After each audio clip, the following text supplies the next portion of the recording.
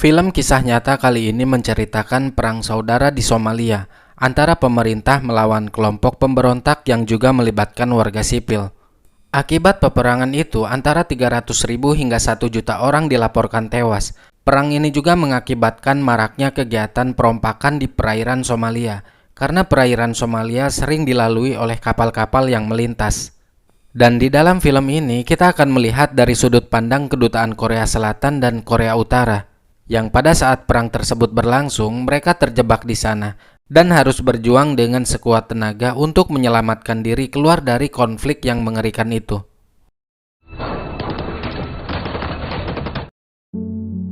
Di tahun 1980, Korea Selatan belum diterima sebagai anggota PBB, sehingga berusaha mendapatkan tempat di perserikatan tersebut. Telah banyak cara yang mereka lakukan. Salah satunya pada tahun 1987, Korea Selatan mengirimkan beberapa diplomat ke ibu kota Somalia, yaitu Mogadishu. Karena di waktu itu Afrika adalah pemegang suara terbanyak di PBB, dan ternyata Korea Utara yang merupakan rival abadi Korea Selatan pun juga tidak mau kalah. Mereka Korea Utara mengirimkan diplomatnya dan bersaing dengan cara apapun demi mendapatkan perhatian, tentunya agar bisa diterima di PBB. Di tahun 1990, Korea Selatan mengadakan program beasiswa gratis di Universitas Nasional Somalia. Duta Besar Korsel yang bernama Han beserta para stafnya tidak mau kehilangan momen di saat para wartawan datang untuk meliput berita mengenai program beasiswa tersebut. Di tempat lain, seorang pria yang bernama Kang Dae-jin datang ke Mogadishu dengan membawa tas koper berisikan hadiah untuk diberikan kepada Presiden Somalia pada waktu itu. Kang Dae-jin sendiri merupakan konselor yang diutus dari kepemerintahan Korsel untuk datang ke Somalia. Dia janjian bertemu dengan Han di suatu tempat. Setelah sekian lama menunggu, Han kemudian datang bersama sekretarisnya dan seorang supir dari warga lokal. Kedatangan Han ternyata bukan untuk menjemput Kang Dae-jin, melainkan hanya mengambil koper hadiah yang dibawanya, karena dia sendiri sedang terburu-buru akan langsung menemui presiden. Akhirnya Kang Dae-jin terpaksa menggunakan taksi untuk pergi ke kantor Kedubes Korea Selatan. Ketika dalam perjalanan menuju istana Presiden Somalia yang bernama Bare, tanpa diduga mereka dihadang oleh para perampok dan mengambil koper hadiah yang akan diberikan kepada Bapak Presiden Bare.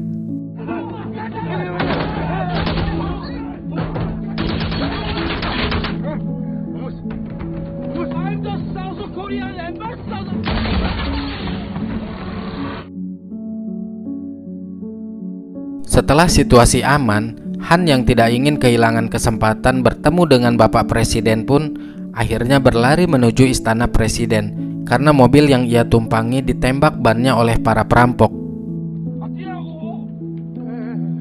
Singkatnya, Han pun telah sampai di istana presiden, tapi sayangnya mereka terlambat dari jam yang sudah ditentukan, dan petugas istana mengatakan bahwa Bapak Presiden sudah ada janji sama yang lain. Meski dengan berbagai alasan, dia tetap ditolak.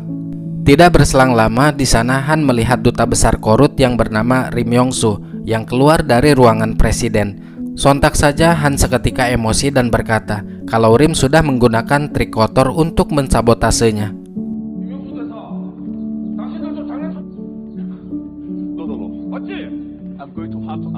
Dan terbukti benar sesuai dugaan Han bahwa mereka menggunakan cara yang kotor untuk mendekati presiden agar diterima di PBB. Hal itu dibuktikan dengan diperlihatkannya seorang konselor dari Korut yang bernama Jun Ki. Dia menemui pemimpin perampok yang menghadang mobil Han tadi dan memberikan sejumlah uang kepadanya. Sementara itu di kantor kedutaan besar Korea Selatan, Kang Dae-jin kecewa mengetahui koper hadiah itu telah dirampok. Mereka malah berdebat jika perampok tadi merupakan kelakuan dari Korut. Di tengah perdebatan itu, tiba-tiba telepon pun berdering. Ketika diangkat, ternyata dari pemerintah Korsel. Mereka menanyakan hasil pertemuan dengan Bapak Presiden. Han yang bingung mau bilang apa, dia berpura-pura tidak mendengar dengan alasan sedang ada gangguan jaringan.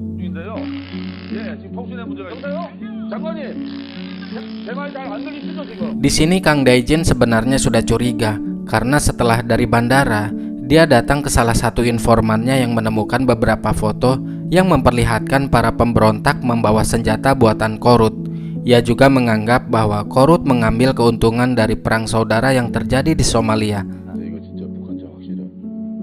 Keesokan harinya, Han pun pergi menemui Menteri Luar Negeri Somalia untuk melaporkan dugaan Korea Utara beserta bukti sebuah artikel di koran. Han berpikir dengan melaporkan dugaan itu kepada Menteri Luar Negeri, maka isu penjualan senjata itu akan sampai ke Bapak Presiden dan bisa menerima Korea Selatan. Tapi ternyata responnya di luar dugaan. Sang menteri seolah tidak mau peduli. Justru dia malah meminta uang beasiswa untuk anaknya yang akan sekolah ke luar negeri. Dengan perasaan jengkel, Han pun langsung pergi dari sana. Dia mengutuk keras pemerintahan Somalia yang penuh dengan korupsi. Kekesalan Han ternyata tidak berhenti sampai di situ saja, karena ketika akan meninggalkan lokasi, dari kejauhan terlihat pihak Korea Utara menemui sang menteri dan memberikan sebuah koper yang diyakini itu adalah uang sogokan. Sontak hal itu membuat Han semakin emosi dan menghampiri mereka. Di sana Han mengungkapkan kekesalannya karena selama ini Korut selalu berusaha menghalang-halangi jalannya dengan cara yang kotor. Tentu pihak dari mereka membantah. Dubesri memperingatkan Han yang telah menuduh tanpa bukti bahwa Korut menjual senjata untuk pemberontak.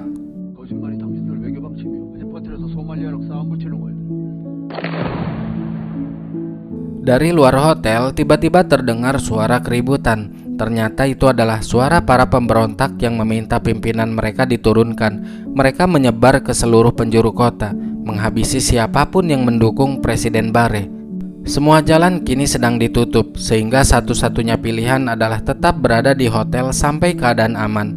Tapi pada kenyataannya, kerusuhan tersebut tidak juga mereda dan membuat orang-orang khawatir, termasuk orang-orang yang berada di kantor kedutaan besar Korea Selatan. Ketika sedang berdoa, mereka dikejutkan oleh supir lokalnya yang dalam keadaan terluka. Tidak berselang lama, para polisi datang karena sebelumnya telah mencurigai seorang pemberontak lari ke dalam kantor mereka. Namun beruntung, Han menahan para polisi agar tidak masuk ke dalam kantor. Mereka dilema jika sampai polisi menemukan supir yang dianggap polisi sebagai pemberontak, nanti dikiranya kedutaan besar Korea Selatan mendukung pemberontakan yang menentang presiden.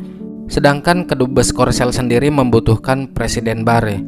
Akhirnya para polisi itu pergi setelah Han menunjukkan identitas dirinya sebagai seorang diplomat. Ketika kembali mengecek supir mereka, ternyata sang supir sudah tidak ada di tempat.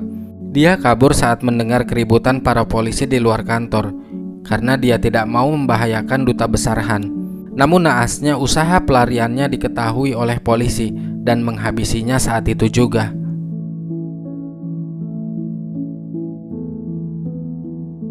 Selebaran kertas penolakan rezim Presiden Barre disebarkan ke seluruh penjuru kota.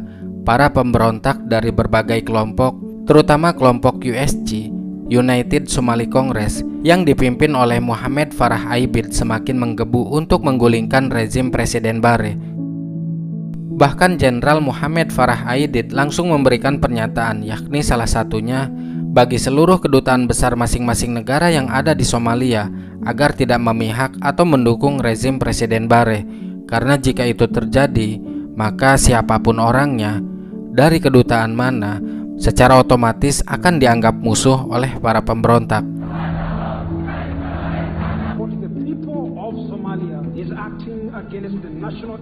Di tengah kota yang kini mengancam, Han memutuskan untuk memulangkan istrinya ke Korea dan berencana membeli tiket esok harinya. Namun niatnya tersebut harus dibatalkan karena keadaan di luar terlihat sangat kacau. Banyak terjadi penjarahan yang semakin menggila, banyak jalanan dan fasilitas umum yang ditutup, sehingga Han tidak bisa melakukan pemesanan tiket.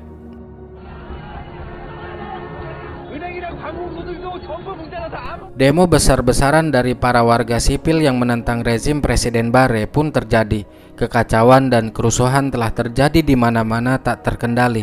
Bahkan para pendemo mulai menyerang kantor kedutaan masing-masing negara. Sampai-sampai Presiden Barre mengerahkan pasukan baret merah untuk menghentikan kekacauan dan kerusuhan yang terjadi. Akibat hal itu, kantor kedutaan besar dari masing-masing negara mengalami kerusakan parah, terutama milik kedubes Korsel dan Korut. Semua alat komunikasi terputus yang mengakibatkan mereka semua tidak bisa menghubungi pihak manapun. Suasana mencekam membuat anggota kedutaan besar tidak berani keluar. Mereka juga mendengar di radio bahwa Jenderal Mohammed Aidid akan memberikan hadiah kepada siapapun yang berhasil menangkap Presiden Barre beserta seluruh pendukungnya. Han yang mendengar hal itu segera berdiskusi mengenai langkah yang harus mereka ambil, karena banyak para menteri yang pergi melarikan diri dari Mogadishu. Di sini Kang Daijin mengusulkan, sebelum para pemberontak tiba di kota, lebih baik mereka meminta bantuan kepada pihak kepolisian. Setelah disepakati, di malam itu juga dia mendatangi kantor polisi. Akan tetapi setibanya di sana, Kang Daijin tidak diperbolehkan masuk dengan alasan tidak ada janji sebelumnya. Terjadi perdebatan di antara mereka. Polisi yang berjaga berkata, kini hak istimewa para kedutaan besar tidak lagi berlaku karena Somalia sedang berada dalam kondisi darurat. Akhirnya Kang Daijin yang sudah tidak punya pilihan lain pun memberikan sejumlah uang demi mendapatkan keamanan.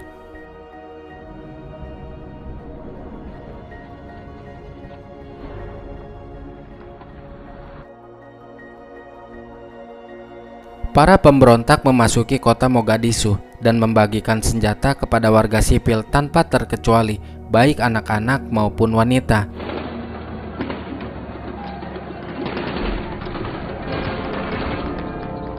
Keadaan yang mencekam membuat orang-orang ingin segera pulang ke negaranya masing-masing. Mereka semua berdesakan untuk masuk ke bandara, namun sayangnya tidak semua orang bisa keluar dari Somalia, kecuali ada pesawat khusus evakuasi yang dikirim dari negara mereka masing-masing.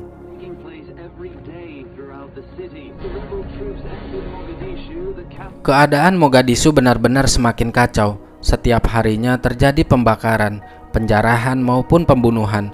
Semua warga asing yang terjebak di sana tidak bisa berbuat banyak. Di tengah kebingungan dan ketakutannya itu, tiba-tiba di kantor kedutaan besar Korea Utara datanglah pria pemberontak suruhannya waktu itu.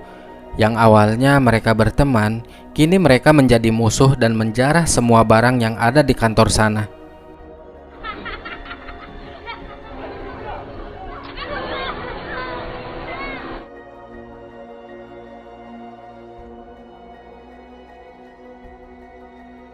Dirasa sudah tidak aman lagi, Dubesri memerintahkan semua warganya segera meninggalkan kantor tersebut dan menuju kedutaan besar Cina untuk meminta bantuan.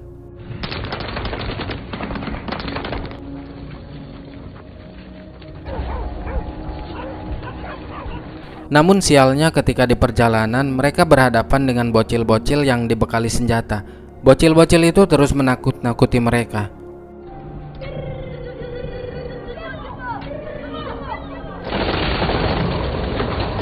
Suara tembakan tersebut mengundang perhatian pemberontak yang lain. Karena panik mereka pun berlari menyelamatkan diri. Hingga tanpa disadari sampailah mereka di depan kantor kedutaan besar Korea Selatan. Tidak ada pilihan lain meski berat hati karena gengsi. Akhirnya Dubesri meminta bantuan kepada kedutaan besar Korea Selatan. Walaupun awalnya Kang Daijin tidak mau menerima mereka, namun setelah melihat banyak anak kecil bersama Korea Utara, akhirnya Dubes Han pun mengizinkan mereka untuk masuk ke kantor kedubes Korsel.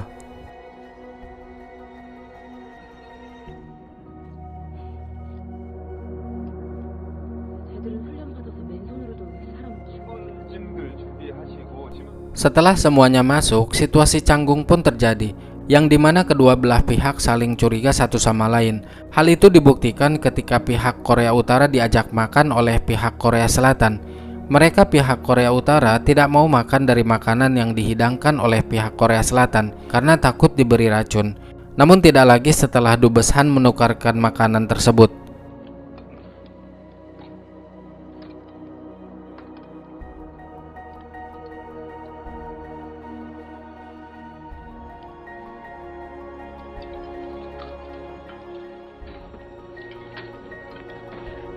Kang Daijin berinisiatif memanfaatkan momen tersebut dengan membuat dokumen seolah Korut berkhianat dari negaranya.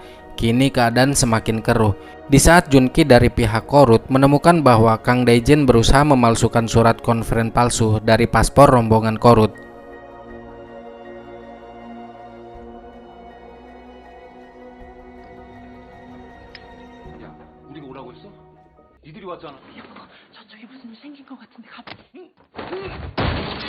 Dubes Han dan Rim sebenarnya sudah mulai berdamai, mengingat keduanya pernah sama-sama melakukan cara kotor demi mendapatkan perhatian presiden, namun tidak dengan konselornya. Masing-masing tetap bersikeras tidak mau ada kerjasama. Meskipun demikian, Han dan Rim berusaha menenangkan suasana, karena saat ini yang terpenting adalah keselamatan mereka dan memikirkan bagaimana agar bisa keluar dari negara yang sedang berkonflik tersebut.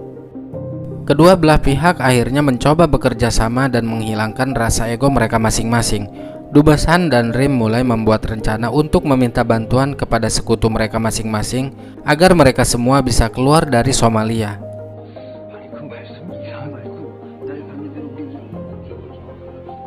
Setelah cukup lama berdiskusi, mereka pun akhirnya mencapai kesepakatan yang dimana Kedutaan Besar Korea Selatan akan meminta bantuan kepada Kedutaan Besar Italia, sedangkan Kedutaan Besar Korea Utara akan meminta bantuan kepada Kedutaan Besar Mesir. Di keesokan harinya mereka berempat bergegas ke tujuannya masing-masing. Singkatnya, sampailah Han di Kedubes Italia. Dan setelah menunggu cukup lama, akhirnya Dubes Italia datang memberikan kabar baik bahwa ada kapal palang merah dari Kenya yang datang sore ini. Namun Dubes Italia tidak mengizinkan orang Korut ikut dengan alasan tidak memiliki hubungan diplomatik. Lagi-lagi atas dasar kemanusiaan, Han pun berbohong bahwa sebenarnya orang Korut yang berada di kantor mereka telah berkhianat dan berada di pihak Korea Selatan. Atas dasar hal itu, mereka pun akhirnya diizinkan untuk ikut. Akan tetapi mereka harus datang kembali sebelum jam 4 sore, karena pesawat akan tiba sore ini. Di tempat lain, pihak Korea Utara tidak mendapatkan bantuan dari Kedutaan Besar Mesir, dengan alasan karena terlalu banyak orang-orang yang harus dievakuasi. Tidak ingin membuang waktu lagi, Han dan konselornya segera kembali sambil meminjam mobil milik Kedubes Italia. Di saat semuanya kembali, mereka pun saling melaporkan hasilnya masing-masing. Dan karena sudah tidak ada cara lain, akhirnya Dubes Rim setuju untuk ikut bersama pihak Korea Selatan. Namun sebelum itu, demi keamanan mobil dilapisi buku-buku yang ditempelkan, agar paling tidak bisa menghindari kontak langsung dengan senjata seandainya mereka menembak.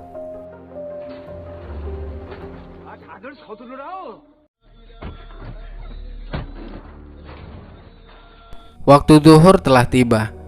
Kini saatnya mereka untuk pergi. Meskipun demikian, suasana tegang masih sangat terasa, sehingga sampailah mereka di perbatasan.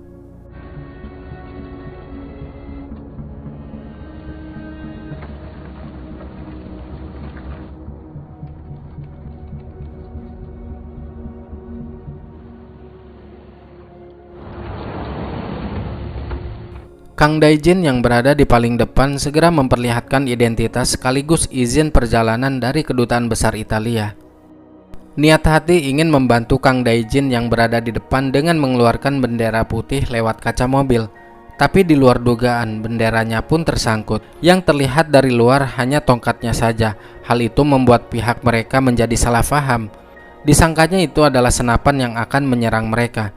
Jadi bendera putih dalam peperangan merupakan simbol perdamaian atau ketidakikutsertaan dalam konflik tersebut. Situasi semakin sulit karena harus mundur dari hujan peluru di berbagai arah.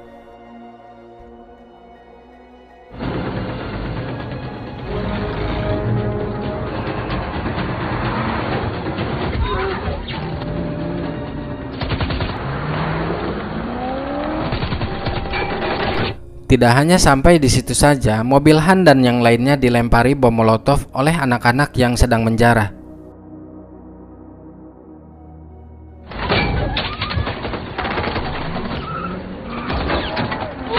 Singkat cerita, akhirnya mereka sampai dengan selamat ke halaman depan Kedutaan Besar Italia.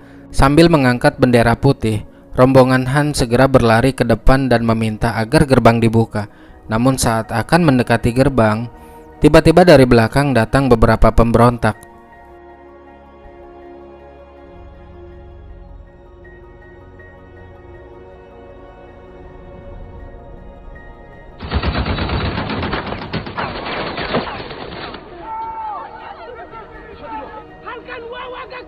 Di waktu yang bersamaan, mobil rombongan Korut datang menyusul, diikuti oleh polisi yang mengejar. Namun beruntung pihak keamanan Italia menghentikan aksi mereka. Tapi naasnya konselor Jungki harus terkena tembakan dan meninggoy saat itu juga.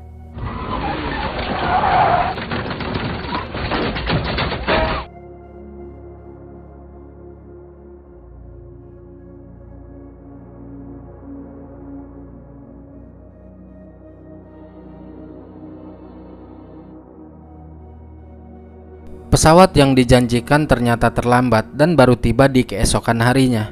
Untuk mengamankan proses evakuasi, pihak Italia berhasil melakukan gencatan senjata dengan para pemberontak, sehingga mereka bisa bebas untuk lewat menuju bandara tanpa adanya hujan peluru.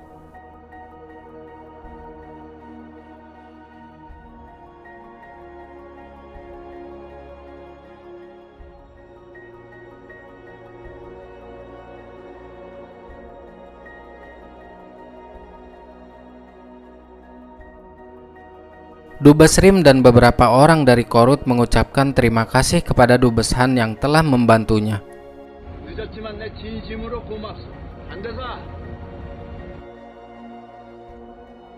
Akhirnya mereka pun sampai di Bandara Kenya dan disambut oleh kedutaan besar mereka masing-masing yang berada di sana. Tapi sebelum turun, Han dan Kang Daijin mendengar jika pihak kedutaan besar Korea Selatan ingin mempermalukan rombongan Korea Utara karena demi keselamatan mereka menjadi pengkhianat negaranya.